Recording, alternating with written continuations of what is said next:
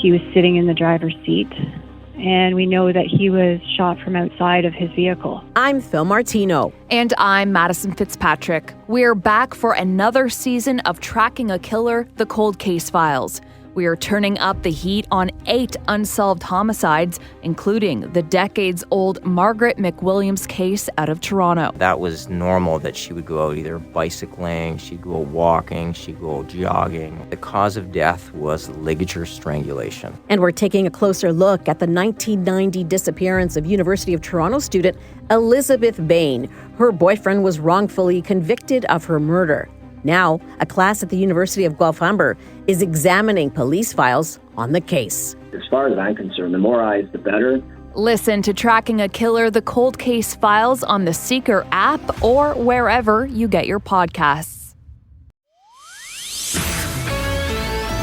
This is the Pooja and Gurdeep podcast. From 98.1 CHFI Studios in Toronto, Canada.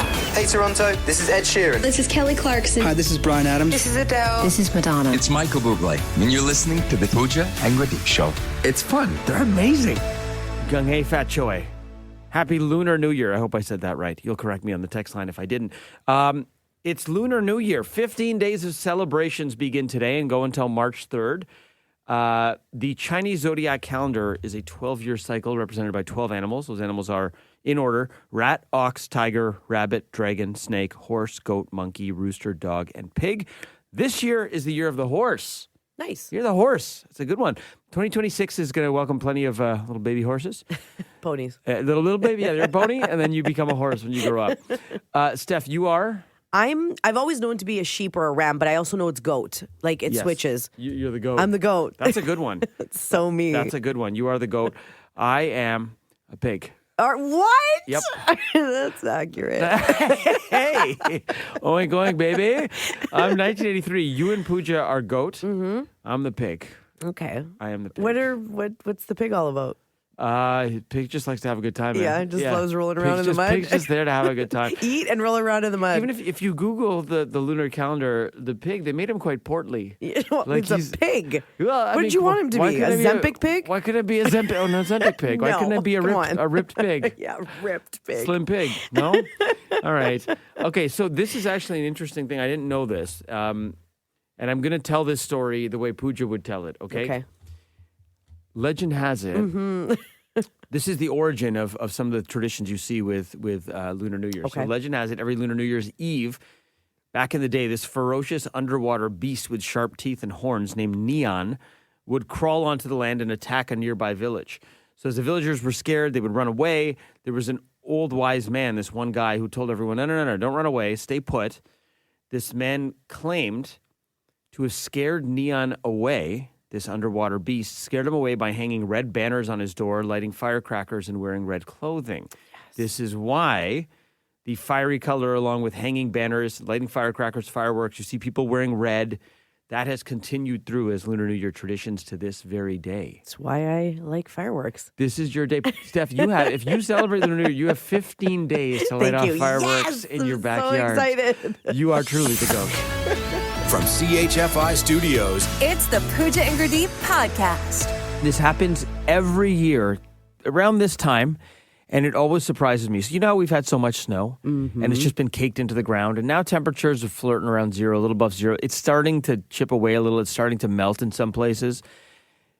And whether you're a dog owner or not, I know you're noticing this. As that snow starts to pull back and recede, you are being greeted by landmines everywhere. Brown landmines. And on behalf of all dog owners, I'm sorry to all the non-dog owners out there who see this. Sorry to everyone.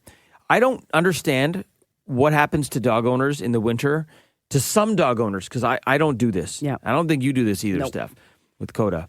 When you're out for a walk, why do some dog owners feel like just because your dogs poop on fluffy white snow that you don't have to clean it up? Because then they think that it's just going to kind of like melt into the snow. There's going to be more snow on top of it. What they're not getting is that once the snow melts, it's everywhere. It doesn't disappear. No, it just gets hard and caked in. It's the dog poop equivalent of sweeping it under the rug. You're sweeping your problems under the rug. Yeah. They're still there. Yeah. There's a lump in the carpet. Guess what? There's a lump in the snow. And now that it's pulling back, there's a little dog area in my condo where you can take your dogs as fenced-in area where they can do their business. I have to tiptoe through that thing like I'm James Bond, really? Like not stepping on it because there's poop everywhere. You can't even like flat foot walk through there. It's crazy.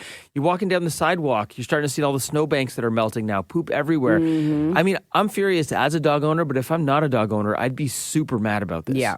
My dad was always upset about that because we didn't have a dog growing up. And there was always, when the snow melted in front of our house, there was always piles of dog poop. And he's like, just pick it up. Yeah. I don't get it. I don't understand why you're not picking it up. If you pick it up throughout the rest of the year, why are you not picking it up when it snows? I understand that police have better things to do, but I would love to see I would make me so happy if I was walking Coffee the Pooch today and someone just didn't clean up after the dog and they got a ticket. I would love to see someone get ticketed. Parking enforcers? Yes. They should have like a new job. Parking/poop enforcers. Okay, parking and poop. P squared. P squared. Do we start a petition for this? Let's do it. Parking enforcement. You're now P squared. You're enforcing parking, which nobody really wants you to do. Yeah. But the poop. The poop. They'll like you for the poop tickets. Yeah, please, if you've got a thought, the poop tickets. What do we charge for a poop ticket, by the way? What does that go for? $35? What? No, way more. Slap on the wrist. Okay. Yeah, I think it's like $250. $250? Yep. Pick up your dog's poo. And somehow you get a demerit point, even though you weren't driving. You don't have a license. $250 and a demerit point for not picking up your dog's poop. Okay, so people aren't getting tickets for this, I don't think. There are lots of things in society that you should get tickets for, but you don't. So that's what we want to know. What is the societal infraction you'd like to see punished? I'll throw you another one right now. People who don't put up their hands to acknowledge you letting them in traffic. That should be a ticket for being a jerk. Yep. What is the societal infraction you'd like to see punished? Okay, text coming in here. Xavier from Scarborough was texting. He was very fired up about people who do not clean the snow off the top of their car. Like, it's very inconsiderate. It's dangerous, too. It's super dangerous. Yeah, there should definitely be tickets for this. Xavier, thank you for that one. We so appreciate it. Let's go to Sharon in Toronto. Sharon, what's the societal infraction you'd like to see tickets for? Wearing excessive perfume or cologne. If I can smell you and taste you before I can see you, there's a problem. Yeah, I think 2 sprays is enough, guys. If you're layering on 4, 5, 6 sprays, you're doing too much. Agreed. Sharon, that is a good one. Thank you for that PSA. We appreciate you. Thank you. Okay, got this called from Stephanie in Toronto. Stephanie listens every morning with her kids, Hannah, who is 8, and Nicholas, who is 5. They're listening right now in the car. Shout out to you guys. They called in to say tickets for people who don't put the grocery cart away. Yeah, when you just leave them in the middle of the parking lot? Just leave them, and then they could run into cars. Yeah. They could dent your car. They block things. Like, man, they create that thing out there. Just put it back. There's designated areas for you to put your cart in the parking lot. You don't have to go back in the store. Yeah, it's right there, man. Yeah. Just do it. We're trying to have a society here. Okay, Rain from Winona. What's the societal infraction you would like to see punished? Well, I heard you say not picking up dog poop, but I think you should get a double fine if you pick it up in a bag and then throw the bag. And then throw the bag? They throw the bag in a bush, in a tree, on the side. So now you got the poo in a bag. Wait, who's doing this? Somebody in our neighborhood is doing it. It's driving me crazy. Seriously? They're throwing it against a tree? Oh, yeah, throwing it anywhere. So you see blue bags, whatever, green bags, red bags, whatever the poo bags are, all over the place. So they're picking it up, but then they're just not putting it in a garbage can. And using it as like a Molotov cocktail, but a bag of poop. You've got it. Absolutely right. Okay, that is egregious behavior that I have not witnessed. Oh my goodness. That would drive me nuts. Mm-hmm. Double fine for that. Yeah. That is definitely a double fine. That is throwing you straight in the tank. Yeah. For that one. Oh my gosh, Winona, I hope that gets settled. We need some neighborhood cams in your area. Thank you for sharing that. Thanks, guys. Have a great day. You too. What is happening in Winona, Ontario? I have not seen that downtown. Okay, I haven't seen this downtown either. Ashley from Ottawa texting in to say, hawking loogies. Oh. People hawking loogies, and she said it's mostly men. I hate to generalize, but it's mostly men. Hawking loogie. Hawking loogie is such a great term. It just sounds like you're hawking a loogie. It's onomatopoeia. Yeah. Like it sounds like what it is. Yep. Hawking A loogie. I feel like I haven't seen someone do that since the 90s. Well, I'm sick right now. You want to see? Nope. Okay. I think we're good. Just people eating breakfast. Let's do one more call here. What is the societal infraction you'd like to see punished? Fran from Brampton. When people do not open the door or leave the door open for the next person, like you're 2 strides away and they go through the door and close it. Yeah, that drives me nuts. Like, is it not like in our Canadian DNA, like to hold a door? When you're going through a door, you take a look over your shoulder. If someone's there, you just hold it open for a second. We're kind people. I'll take it a step further because I always hold the door. What drives me nuts is when I hold the door for someone and they walk through and don't say thank you. Well, I don't know. The thank you is okay. Because, the fact that you're doing it out of the kindness of your heart, like, I'm okay. I'm not saying thank you, but it's just when it's flipped and they don't open it for me or leave it open, I'm like, come on, dude. Yeah, it's ridiculous. I'll actually drop if someone doesn't say thank you, I'll just go, you're welcome. Yeah, I've done that too. I'll do that too. A little passive aggressive on my part. Friend, that's a really good one. We should take away the Canadian passport if you don't hold the door. Let's just agree. Because it's the most Canadian thing. Holding a door is Canadian. Fran, thanks for the call. You're welcome. Bye. So many texts coming in. We've clearly touched a nerve here. Bianca saying, how does someone, as a single person, walk like a family of 5 on the sidewalk? It drives me crazy when people aren't aware of the amount of space they take up while others are behind them. Bianca, preach. I hate a slow walker. And also, but not only that, when you walk anywhere, not just on a sidewalk, do you not walk like you drive? Like you stay on the right side. If you're approaching someone, you go to the right. But some people go to the left. I'm like, no, man. Yeah. What are you doing? All over the place. Or they think that they have the right of way all the time and you're always like waiting or getting like shoulder checked. Yeah. I'm so aware and conscious that when I'm in Europe and I'm walking down the street, I'll go to the left if I'm approaching someone. So I'm like, oh, they drive on the left here, so I should do this. People in their own city don't even know which way to go, man. It's crazy. Lucy texting in going, loud music that you can hear from a car or 2 over. Okay. All right. Yeah, they got the subwoofer too. Yep. Kelly saying people who don't have their full lights on in a snowstorm or if it's foggy, nothing worse than a white car in a snowstorm with no lights on. Be mindful of this tomorrow because we're getting more nasty weather. And finally, I know this is a similar one, but I had to read it because it's so spot on. Neil in Toronto saying, slow walkers at Costco. This is so specific. Those who stop, check their phone, take up an entire walkway just to scroll Instagram or check their fit. They should absolutely be fined on the spot. $300 plus possibly some demerit points. $300 and then you can have to leave your cart there because you can't afford Costco after. Yes, they impound your cart and all the tuna you've got in it. That's excessive. Yeah, there we go. Thank you. Hopefully you guys all feel better because I think we got a lot off our chest. The Pooja and Gurdeep Podcast. From 98.1 CHFI. The Daily Double. With Pooja and Gurdeep. Okay, as if John Schneider needed another way to endear himself to Jays fans. We already love you, John. You led us to our first World Series appearance in more than 30 years. And now we learn that John Schneider, who, by the way, is American, he's from New Jersey, he is cheering for Team Canada in men's hockey. Come on, man.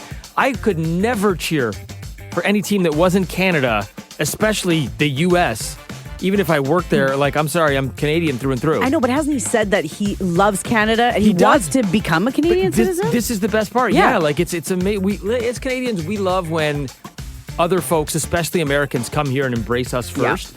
And this is totally John Schneider. He's cheering for Team Canada men's hockey. This was Schneider speaking yesterday at the Jay Spring Training Facility in Florida, and he even has a Team Canada jersey. I did get a Canadian hockey jersey. Yeah. Name on the back? Name on the back with the number, courtesy of Jeremy Knight. I'm like an honorary Canadian. I want them to win, not the U.S. I said it. Documented. I think Canada has the best hockey in the world, so I want Canada to win the Olympics. John That's right, he said it. Just want to give him a big old hug. And Canada, by the way, is off to a great start, looking locked in yesterday in their opener against Czechia, winning 5-0. Canada takes on Switzerland today at 3:10. Switzerland, by the way, also won its first game, 4-0 over France. While Canada is expected to win today, the Swiss, don't sleep on them. They have historically been sneaky good on the international stage, so this will not be too easy. U.S., who everyone is assuming is going to be in the final against Canada at some point, got to get there first. They won their first game yesterday, 5-1 over Latvia. By the way, for those unclear on how the tournament works, this is very different than the Four Nations because, well, there's 12 teams, first of all. So there's 3 groups, 4 teams in each group, 12 teams total. all 12 teams, this is the part people don't know, all 12 teams, regardless of performance, are going to make it to the qualification round. Even if you lose your first 3 games, you still get to the qualification round. The top 4 teams get a bye to the quarterfinals. The bottom 8 teams will play each other in the qualification round, with the winners moving on to play the top seeds in the quarterfinal. Got it? Good. The Pooja and Gurdeep Podcast.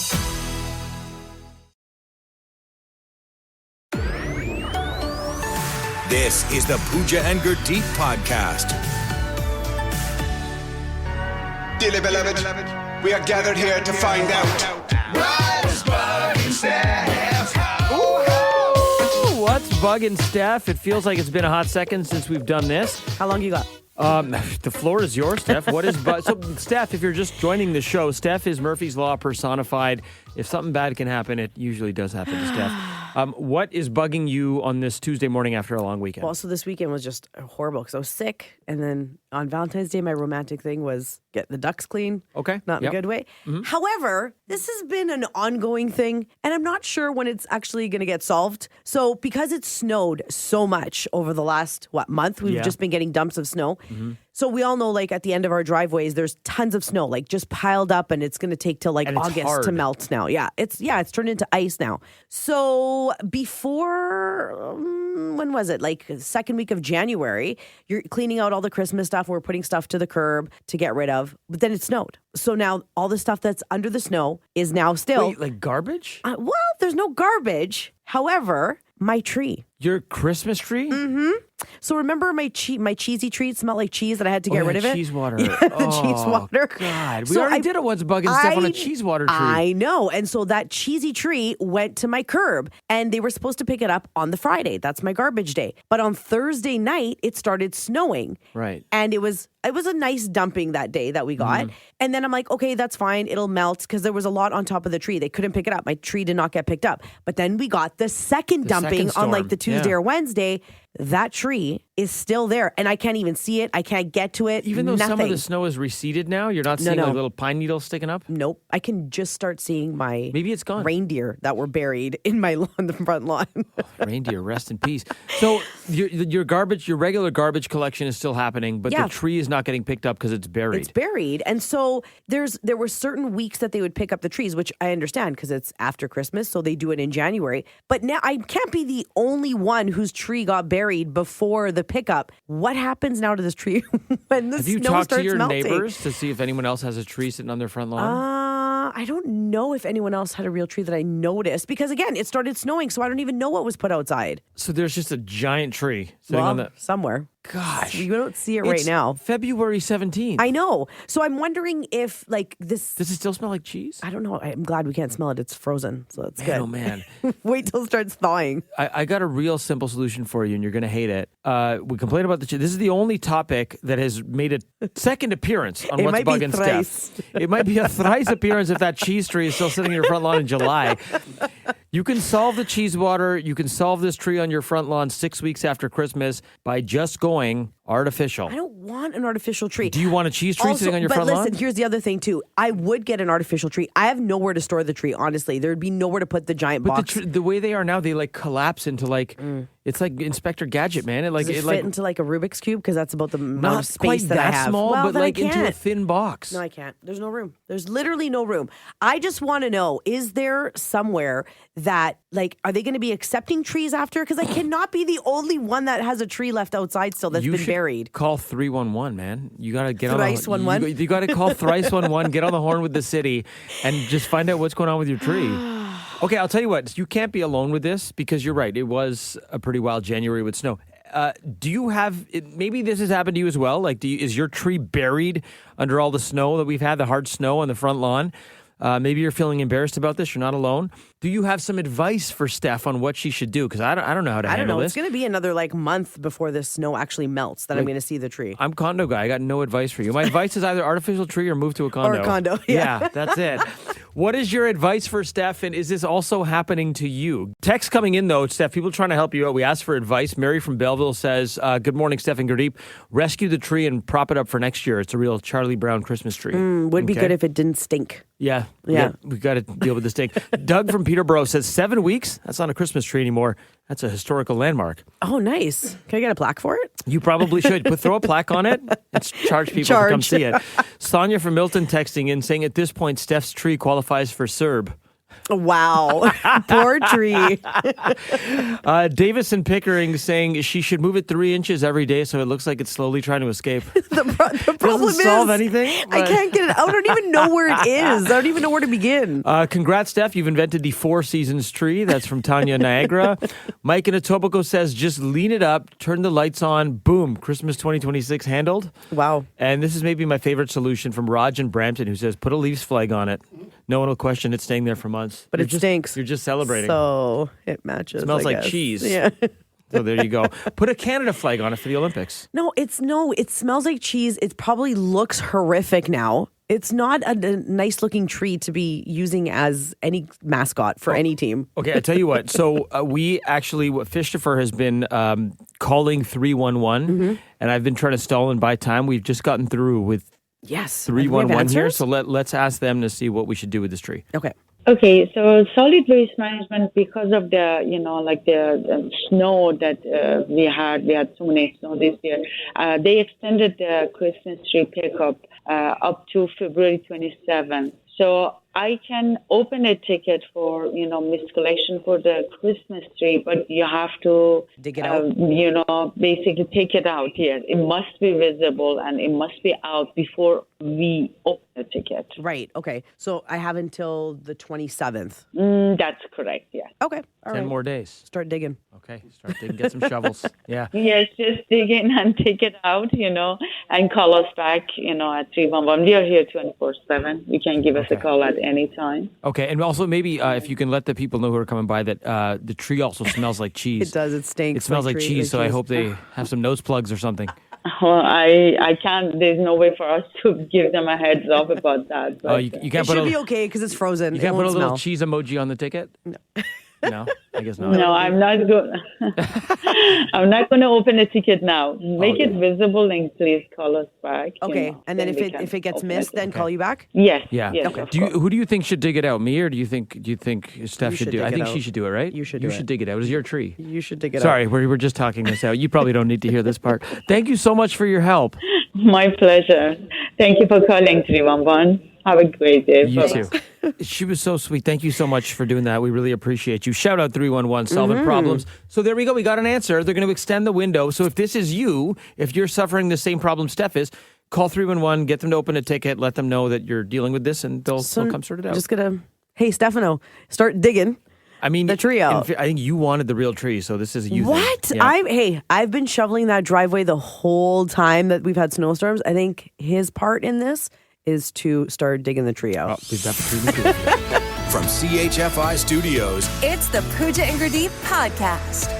Last weekend, I was out with some friends and we were all talking and the friends were asking me about the kids and how they're doing. And I was like, oh, they're just at the cutest age. They're 3.5. If I could freeze this time, even though it's, very trying at times and involves a lot of patience, it's so much fun. And, they're just saying the darndest things and they're still so obsessed with me, right? They're still like, they love their mama. And, I was telling them that one day I know this is going to change and they're going to be like, Do you just sing the song, Why Are You So Obsessed With Me? As they're just clinging off one leg each? Yeah, and I was like, please be obsessed with me forever. I know that's not how it goes. But anyway, I love that part. And so I was telling them, they said, oh, just wait. Once you blink, and the next thing you know, your kids are off to university. And they have kids who are in university. And this particular woman, she's got 3 kids in university right now. 3 kids all in university? Yes. Holy smoke, that's expensive. A few years apart, but yes.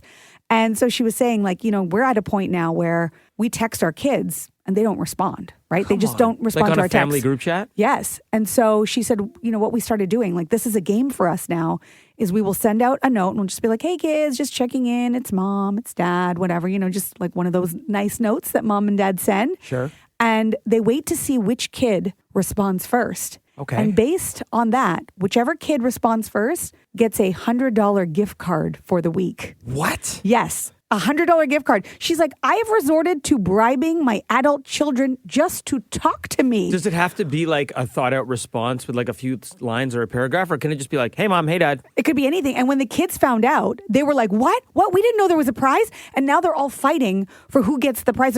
They're fighting to talk to their own parents, where before they could have just responded, but no, they ignored mom and dad.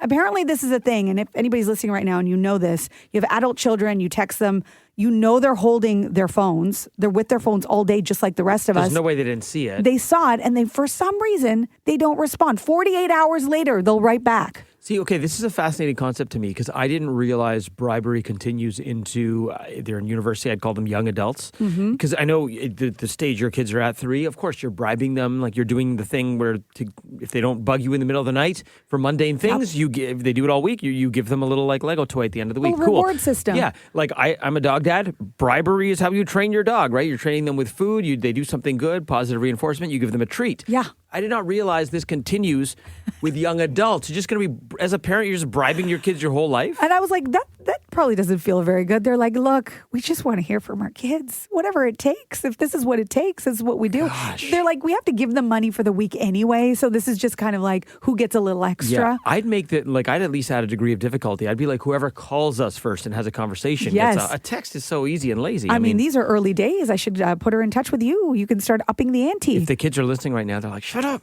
Don't make it harder. We got it good right now.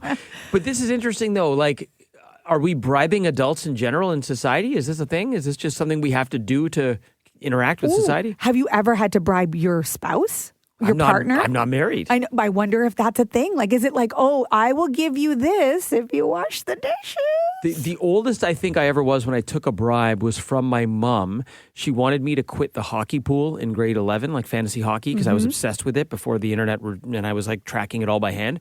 And I didn't want to quit because it was taking up so much time.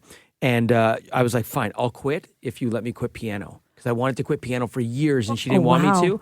And finally, because I was wasting so much time on the phone making trades and being a general manager, she's like, fine, I'll let you quit piano if you quit hockey. So I guess I was a young adult and I let my mom bribe me and made a deal. JK, mom, I actually continued the hockey pool low-key. Piano skills, not so much. Not so much. Wow. So the bribery happens as an adult, maybe. Who do you bribe as an adult? And tell us why. I'd love to hear it. Yes. Is this a thing? Do you have to bribe adults in your life? Kevin from Newmarket texting in saying, aren't we bribed every day by our bosses? If you come in on time and you do your work, I'll pay you. I mean, they call it a job, but ultimately it's the same thing. This is true. It's kind of true. Our whole life is a bribe. This is very true. Let's take a call here. Omar in Milton. So who do you bribe as an adult? It seems like my daughter, she's 17. She only will respond to my calls or texts if there's some type of compensation involved, unfortunately. So like, how much do you have to give her to pick up the phone? It's always upwards of $100. So same arrangement as your friend's, yes. Pooch. There's something to this. Why do you think that is? That they don't just want to like respond to their parents? They think that, well, there's got to be something in it for me. I don't know. I don't think we have enough to talk about. It's got to be about what are you going to give me? Wow. It would be, hi, how are you? How is school? Is there anything interesting going on in life? And that would be it. That would be the conversation. And then it usually ends with, I need money. Yeah. Fastest $100 they'll ever make. My goodness, this is new information to me. Omar, thank you so much for sharing that. Yeah, no problem. Take care. Have a good day, guys. This text coming in anonymously, which means you know it's going to be good. I bribe one resident at a group home to keep his area clean. I bribe him with his cigarettes. Oh, wow. With his cigarettes? Yeah, I'll give you your darts back if you keep this corner clean. Okay. Raj in Brampton writing, I paid my buddy $20 and a large double-double to help me move. He showed up and kept saying, lift with your legs while holding my cat. Maybe I should have offered a bigger bribe. Wow. He just came over and was like the coach? Supervising? Wow. Yes. Lift with your legs. That's awesome. Okay. Andrea in Whitby texting in and actually loves your friend's idea, Pooch. She says, oh my God, that's genius, Pooch. I'm going to start doing this and maybe I'll hear back from my kids before a week has passed. The only way I normally get a response is if I say, can you just give me a thumbs up emoji so I know you're alive? Oh my gosh. So many parents can relate to that. Jeez. Chris in Toronto saying, I bribed my condo neighbor with Leafs tickets so he wouldn't report my temporary hallway shoe rack. It's been there since 2021. We call it the foyer extension. Hallway shoe rack? Okay, all right. I once left my dog's boots out in the hallway, and that same night I got a knock on the door from the concierge being like, this is not okay. It's a fire hazard. Thanks for the calls. Thanks for listening to the Pooja and Gurdeep podcast. Listen to Pooja and Gurdeep live weekday mornings from 5 to 9. Only on 98.1 CHFI. Toronto's perfect music mix.